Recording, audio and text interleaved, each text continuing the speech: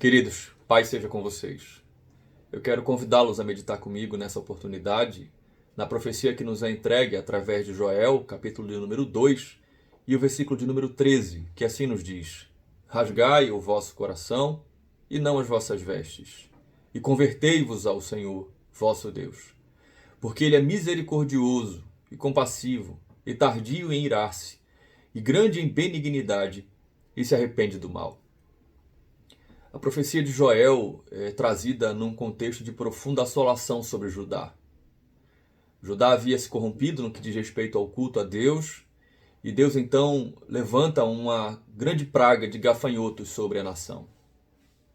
Mas eu quero aqui fazer uma observação de que essa passagem não se aplica apenas ao povo de Deus no contexto de culto. Lembremos que o Senhor chamou o seu povo para ser uma nação modelo para as outras.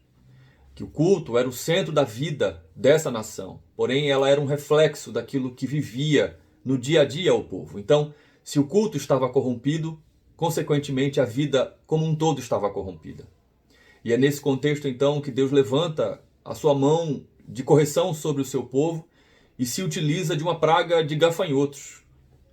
E então, em meio a todo esse contexto de assolação, de calamidade, de morte, de profundas privações por parte do povo de Deus, ele, então, no versículo 12, começa a chamar o seu povo ao arrependimento e ele coloca o padrão de como deve começar esse arrependimento. Esse arrependimento deve começar em jejum, em choro e em pranto.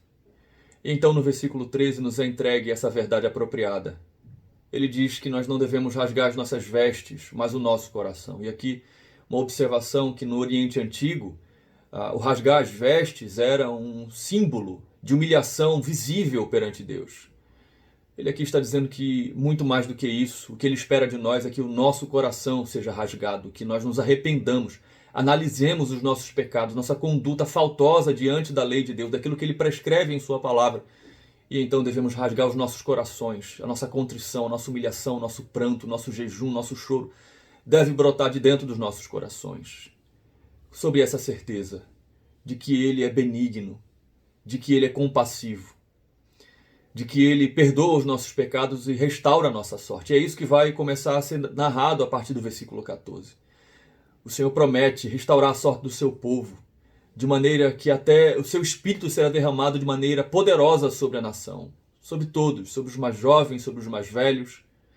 Então, meus irmãos, o que o Senhor espera de nós nesses dias terríveis que estamos vivendo é aceitarmos a correção de Deus sobre as nossas vidas, fazermos uma análise honesta de como nós temos caminhado diante de Deus e converter-nos naquilo que temos pecado contra Deus, rasgar os nossos corações, entrar em profunda contrição, jejum, lamentação diante de Deus e esperar e clamar por Ele do seu conserto, do derramar do seu Espírito sobre nós, da sua restauração sobre nós.